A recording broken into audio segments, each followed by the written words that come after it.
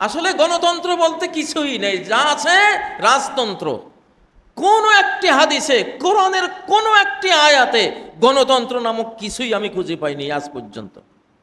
যেটা আছে মুলক, মালিক।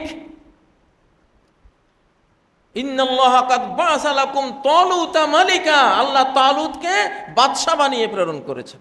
কুলিল্লাহুম্মা মালিকাল মুলক, বলো হে আল্লাহ তুমি রাজত্বের মালিক। তুতিল মুলকা মান তাশা, যাকে চাও রাজত্ব দাও, রাজত্ব দাও।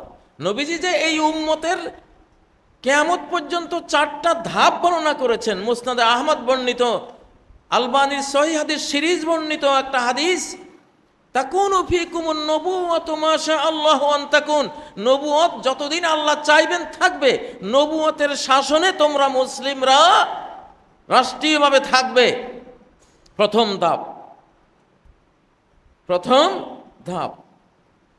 এই ধাপ যখন, এই পর্ব যখন শেষ হবে, সুম্মা তাকুনু খিলাফাতান আলা মিনহাজিন নবুওয়া, নবীজি যেইভাবে রাষ্ট্র শাসন করেছেন সেইভাবে খেলাফত আসবে। 2 নম্বর, এটা খেলাফত 2 নম্বর স্টেজ। 23 বছর 30 বছর খেলাফত ছিল। নবীজি স্টাইলে আবু বকর, ওমর, ওসমান, আলী মুসলিম সমাজকে শাসন করেছেন। এরপরে আসবে সুম্মা তাকুনু মুলকান আদুদা, রাজত্ব আসবে, রাজত্ব। এরপরে রাজা হয়ে যাবে। খেলাফত শেষ, রাজত্ব আসবে। এমন রাজত্ব যে এই রাজত্ব ভাবে কামড়ে ধরবে, আদুদ কামড়ে ধরবে, আরেকজন এটা নিতে চাইলে কামড়াবে তারে। এটা খেলাফায়ে রাশেদা থেকে শুরু করে 1924 পর্যন্ত এটা ছিল। তুরস্কের যেই ইসলামিক হুকুমত ছিল, এটাই মুলকান আদুদান, এটা এই রাজতন্ত্র ছিল। এরপরে আরেকটা রাজতন্ত্র আসবে 4র্থ ধাপে, যেটা এখনো চলমান, মুলকান জাবারিয়া, জোরজার মুল্লুকতার। জোরজার 1924 থেকে 2024 জোরজার মুল্লুকতার। এটাও রাজতন্ত্র, গণতন্ত্র না। তো গণতন্ত্র আসলো কোত্থেকে? ইসলামের উম্মতের 4টা ধাপ নবী বর্ণিত। রাষ্ট্র শাসনের 4টা ধাপ: নবুয়ত, খেলাফত, মুলকে আদুদ, মুলকে জাবারি। মুলকে আদুদ মানে এমন রাজতন্ত্র যেটা কামড় দেবে ওটাকে কিছু করতে গেলে। মুলকে জাবারি মানে জোরজার মুল্লুক। তা সবে তো রাজতন্ত্র। গণতন্ত্র আসলো কোত্থেকে? গণতন্ত্র একটা প্রতারণা, একটা ধোঁকা। জনগণকে গণতন্ত্র গণতন্ত্র বলে আসলে ক্ষমতার রাজতন্ত্রে বসা হয়। এটা আসলে রাজতন্ত্র। এই জন্য হাদিসে গণতন্ত্র শব্দটাই নেই। সারা কোরআনে গণতন্ত্র বলতে কিচ্ছু নেই। আমি তো আয়াত কয়টা দিলাম? ইব্রাহিম আলাইহিস সালাম, আন আতাহুল্লাহুল মুলক। নমরুদ আল্লাহকে অস্বীকার করেছে এই জন্য যে আল্লাহ তারে রাজত্ব দিয়েছেন, মুলক দিয়েছেন। ইমাম মাহদি আসবেন, কি আমরা ভোট দিব ওনারে? ইমাম মাহদি আলাইহিস সালাম কি ভোট দিয়ে নির্বাচন করব? নো, আল্লাহ ক্ষমতা দেবেন। ঈসা আলাইহিস সালাম আসবেন, 7 মহাদেশ শাসন করবেন, কি আমরা ভোট দেব? ডাইরেক্ট আল্লাহ তাআলা বসাই দিবেন। পৃথিবীতে গণতন্ত্র বলতে যা বলা হয় মিথ্যা, প্রতারণা, ভুয়া, ধোঁকা। আসলে গণতন্ত্র বলতে কিচ্ছু নাই, শুধু ধোঁকা। যদি থাকতো গণতন্ত্র বলতে কিছু, কোরআনে পাওয়া যেত। জনগণকে গণতন্ত্রের ধোঁকা দিয়া শেষ পর্যন্ত বড় কর্তা ব্যক্তিরা যা করেন সেটাই পাশ হয়। আমি নির্দিষ্ট কাউকে দোষ দিচ্ছি না, এইটাই তো গত 1 শতাব্দী, 100 বছর আমরা দেখেছি। গত 100 বছর এটাই তো হয়েছে। তো মিথ্যা কথা বলেন কেন? এইটা বলেন যে আল্লাহ তাআলা আমাগরে রাজত্ব দিয়েছেন, আলহামদুলিল্লাহ। এখন আমরা রাজা হয়েছি, আপনারা ইনসাফগার রাজা হন, ন্যায় পরায়ণ রাজা হন। আল্লাহ তো রাজত্বের প্রশংসা করেছেন। আল্লাহ মহারাজ, তিনি রাজত্ব দেন। রাজাদেরকে বলছে তোমরা ন্যায় শাসক হও। কি হও? রাজতন্ত্র দূষণীয় না, রাজত্ব দূষণীয় না, রাজা একজন হবেই, কিন্তু হইয়া তুমি ইনসাফ করো, তাহলে তুমি বেঁচে গেলা, তাহলে তুমি নিজেও বাঁচলা, ধর্মের প্রদীপ দিয়া তুমি ইনসাফ করে দেশটা চালাও, তুমিও প্রশংসিত হবা, তোমার জনগণও প্রশংসনীয় পথে ধাবিত হবে। এবার আসেন, এই কথাগুলি কেন বললাম? আজকে যে মা ও শিশুর কোনো নিরাপত্তা নাই, নারী শিশুর কোনো নিরাপত্তা নাই। নারী শিশুই রাষ্ট্র। একটা রাষ্ট্রের অস্তিত্ব বলতে বোঝায় নারী আর শিশুর অস্তিত্বকে, নারী শিশুর নিরাপত্তাকে, নারী শিশুর সেফটি সিকিউরিটি হলো রাষ্ট্র। এই জন্য নারীদের সূরার মধ্যেই আল্লাহ তাআলা সাম্রাজ্যের কথা উল্লেখ করেছেন বেশি। কুলিল্লাহুম্মা মালিকাল মুলক, এটা আলে ইমরান, সূরা আলে ইমরানের 26 নম্বর আয়াত। এর কয় আয়াত পরে মারিয়াম আলাইহিস সালাম ওই নারীর ঘটনাপঞ্জি একের পর এক আল্লাহ তাআলা বয়ান করেছেন, নারীর সাথে রিলেটেড করে দিয়েছেন। ঈসা আলাইহিস সালামের প্রসঙ্গের কথা উল্লেখ করেছেন। এরপরে সূরাতুন নিসায় বলেছেন, ফাকাদ আতাইনা আলা ইব্রাহিমাল কিতাবা ওয়াল হিকমা ওয়া আতাইনাহুম মুলকান আযীমা। আমি আলে ইব্রাহিমকে, ইব্রাহিম ফ্যামিলিকে কোরআন দিয়েছি, কিতাব দিয়েছি, সুন্নাহ দিয়েছি, হিকমা দিয়েছি, ওয়া আতাইনাহুম মুলকান আযীমা, বিরাট সাম্রাজ্য দিয়েছি। আয়াতটা হলো সূরাতুন নিসা, নারী সূরা। তো নারীর সাথে সাম্রাজ্য, নারীরা এক সাম্রাজ্য, আর মাটির পৃথিবীর কর্তৃত্ব আরেকটা সাম্রাজ্য। নারী হেফাজত করলে রাষ্ট্র হেফাজত হয়, নারী হেফাজত না হলে রাষ্ট্র হেফাজত নাই, হবে না। আমি এক খুতবায় বলেছি, পৃথিবীতে কোনো পিতৃভূমি নাই, সব মাতৃভূমি, মায়ের ভূমি। মাতৃভূমি, মা কি? কন্যা শিশু, তরুণীরা, স্ত্রীরা যখন মা হয়, দাদি হয়, নানি হয়, এরাই রাষ্ট্র।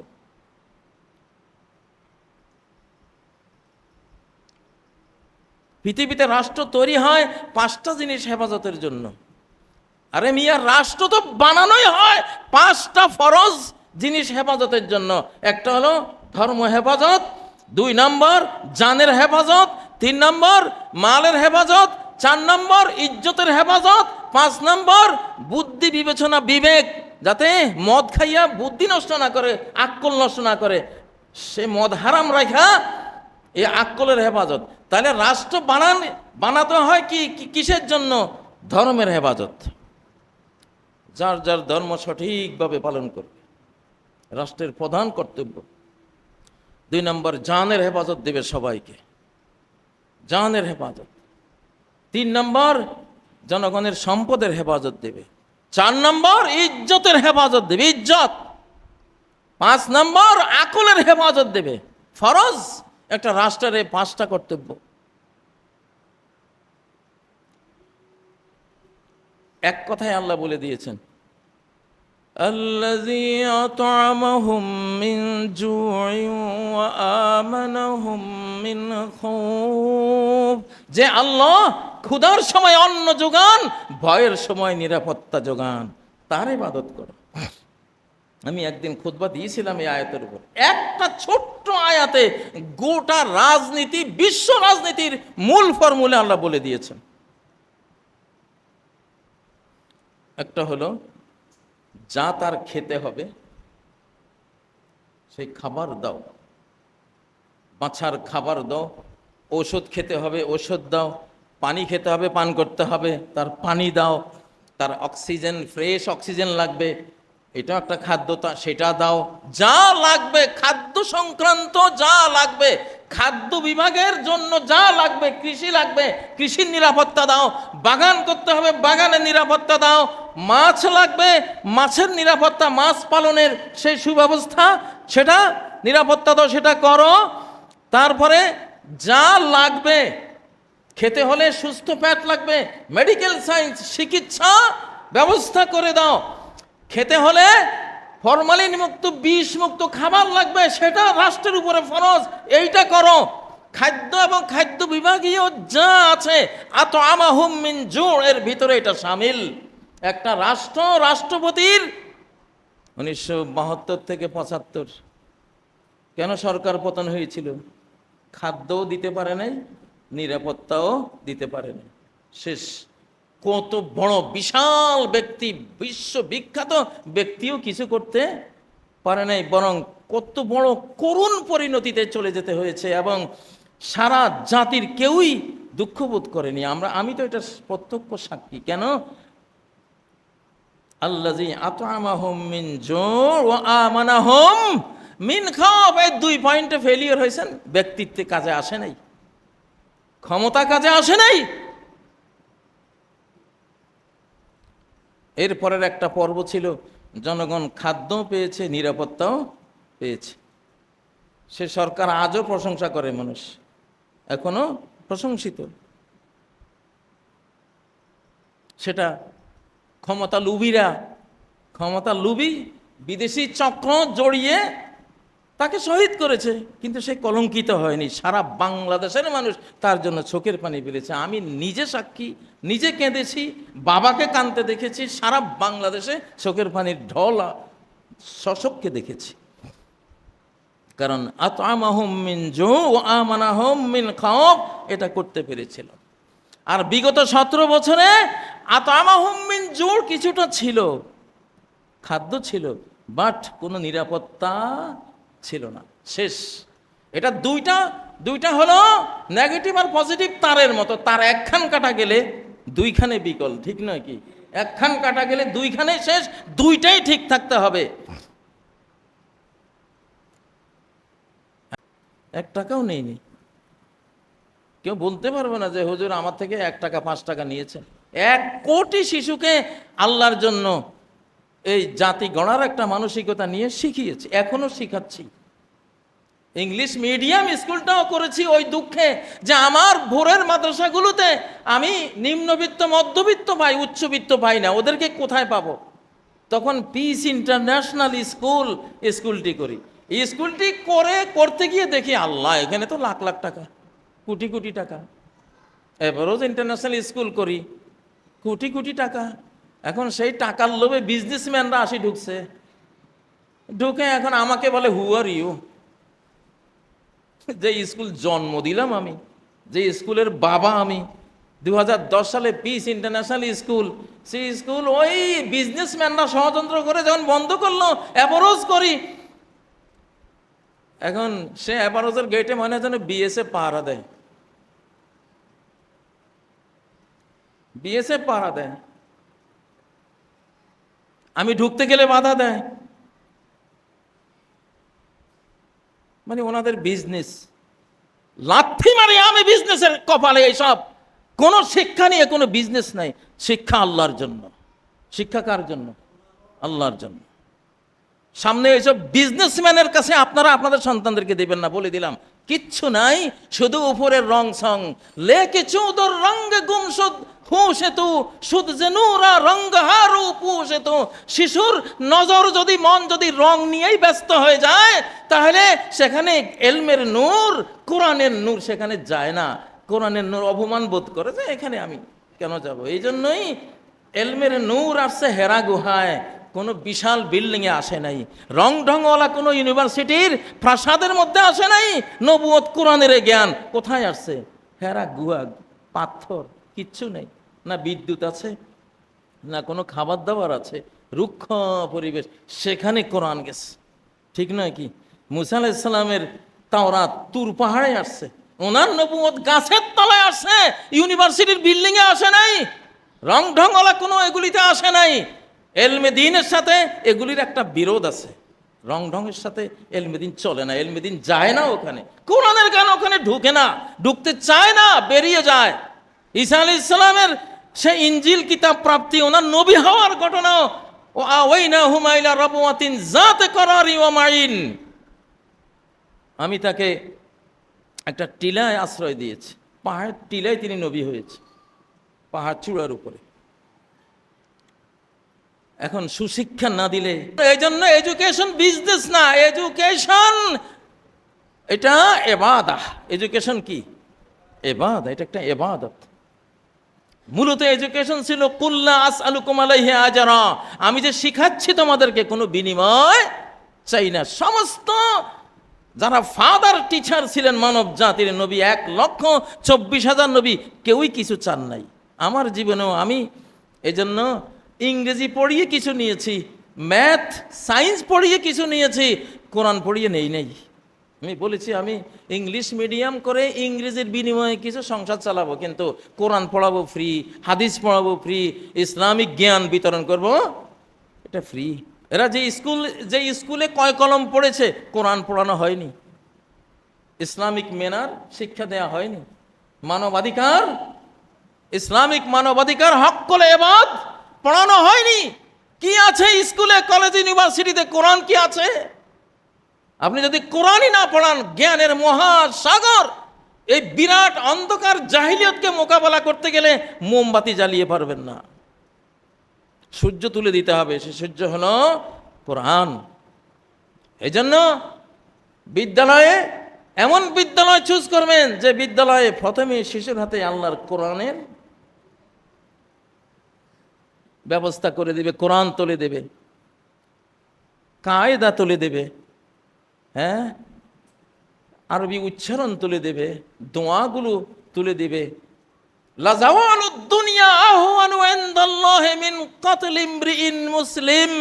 একজন মুসলিম, সে নারী হোক, শিশু হোক, কন্যা হোক, ছেলে হোক, যার ইসলাম আছে, এমন একজনকে হত্যা করার চেয়ে গোটা পৃথিবী ধ্বংস হয়ে যাওয়া আল্লাহর কাছে সহজ, তুচ্ছ ব্যাপার। পৃথিবী ধ্বংস হয়ে যাওয়া তুচ্ছ ব্যাপার, কিন্তু একজন ইমানদার শিশু অথবা কিশোর, তরুণ, তরুণীকে হত্যা করা, এটা আল্লাহর কাছে সহজ নয়, অনেক কঠিন, অনেক মহাপাপ, ফাহেসা কাজ।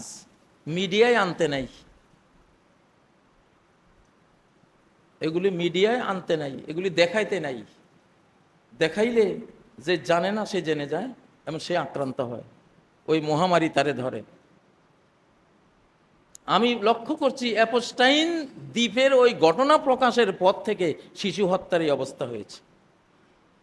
ওখানে শিশু হত্যা হয়েছে, শিশুর উপরে নির্যাতন হয়েছে, এটা জানতো না কোটি কোটি তরুণরা, এটা জানতো না যে এরকম কিছু আছে পৃথিবীতে। এটা জানার পর থেকে কিন্তু এই অবস্থা শুরু হয়েছে। সূরা নূর হলো সভ্যতা নির্মাণের সূরা, রাষ্ট্র নির্মাণের সূরা, সমাজ নির্মাণের সূরা, পরিবার নির্মাণের সূরা,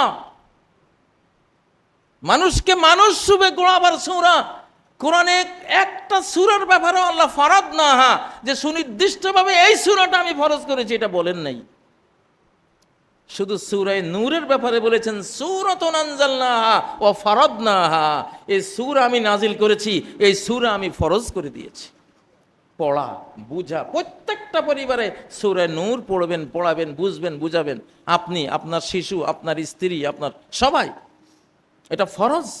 সেখানেই আল্লাহ বলেছেন ধর্ষণ হারাম, হত্যাকাণ্ড অপবাদ। কিভাবে ঘরে ঢুকবো, আরেকজনের ঘরে ঢুকতে গেলে ম্যানার কি, আদব কি, আমাদের কালচার কি, সংস্কৃতি কি, একজন পরনারী আসলে তুমি কিভাবে তার সাথে আচরণ করতে পারো, কি ধরনের ডিটেলস। এমনকি 3 টাইম মা বাবার ঘরে ঢুকলেও পারমিশন লাগবে।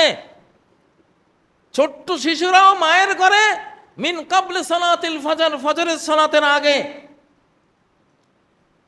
ওয়াহিনা তাদাউনা সিয়াবাকুম মিনাজ যহিরা, যোহরের সময়, দুপুরে খাবার দাবার খেয়ে মা এখন একটু রেস্টে আছে, বাবা রেস্টে আছে, তুমি ছেলে মেয়ে ছোট্ট, লাম ইয়াবলুগুল হুলুমা মিনকুম, যারা এখনো বালেগা হয়নি, কিশোর, তাদেরকে বলছে দরজা খুলে মায়ের এবং বাপের ঘরে ঢুকে যায় না, আগে সালাম দাও। ওনারা কি অবস্থা আছে, ওনারা আলতো অবস্থায় থাকতে পারে, অসতর্ক অবস্থায় থাকতে পারে, আগে সালাম দাও। সালাম না পাইলে ফেরত যাইবা, সালামের জবাব না পাইলে ফেরত যাইবা। আমি বাদ সালাতিল ইশা, এশার পরে এই 3 টাইম সালাসু আওরাতিল লাকুম, 3 অরক্ষিত অবস্থা থাকে মা বাবার, ফজরের আগে, এশার পরে, যোহরের পরে। এই 3 টাইম ইসলামিক কালচার, গোটা ইসলামিক সমাজ, রাষ্ট্রের কালচার হলো এই সময়ে মা বাবার ঘরে ঢুকতেও পারমিশন লাগবে সবার। শিখাইছে এগুলি? আমাদের সমাজে শিক্ষা দেয়া আছে? নাই।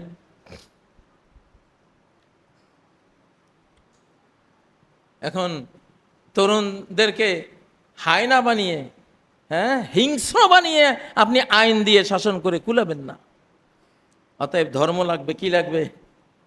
ধর্মীয় অনুশাসন লাগবে। ধর্মীয় অনুশাসন লাগবে প্রত্যেকটা স্কুলে, কলেজে, ইউনিভার্সিটিতে, বিদ্যালয়ে সূরা নূর অবশ্যই সিলেবাসভুক্ত করতে হবে। অন্তত সূরা নূর সিলেবাসভুক্ত করলে সমাজ এই গজব থেকে, এই অভিশাপ থেকে বাঁচতে পারবে। ইসলামী খেলাফতের সময় সূরা নূর পড়া বাধ্যতামূলক রাষ্ট্রীয় বিধান ছিল। সূরা নূর মানে কি? আলোর সূরা। আপনার আলোর সূরা, আপনি সূরা নূর পড়েন নাই, আপনি যৌবনের ক্ষেত্রে আলো কি, অন্ধকার কি, ডার্ক কি, লাইট কি, আপনি কেমনে বুঝবেন?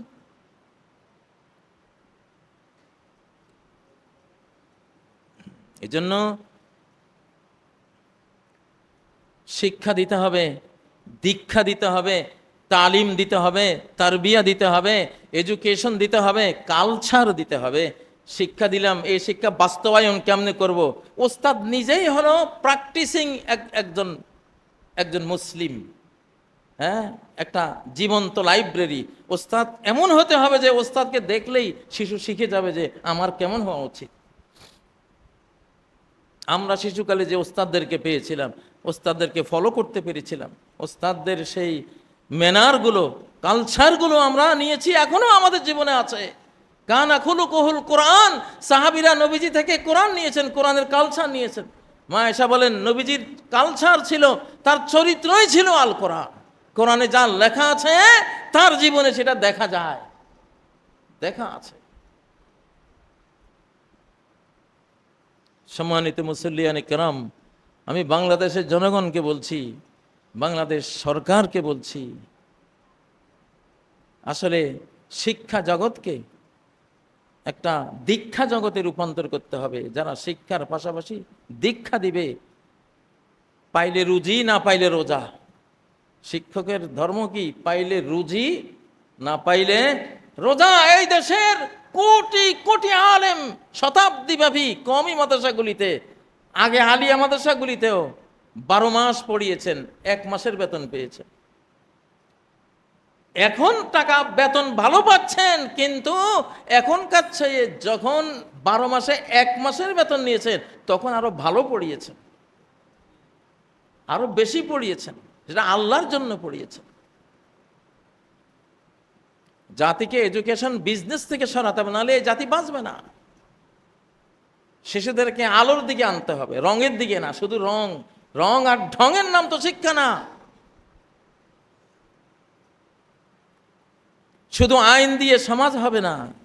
আইনের পা হলো কাঠের পা, আইনের পা হলো কাঠের পা। কাঠের পা দিয়ে চলতে আরাম লাগে, বেশি চলা যায়। রক্ত মাংস হাড্ডির পা যেটা অরিজিনাল, এটাই তো চলার জন্য। তো ধর্মের পা হলো রক্ত মাংসের পা, অরিজিনাল পা।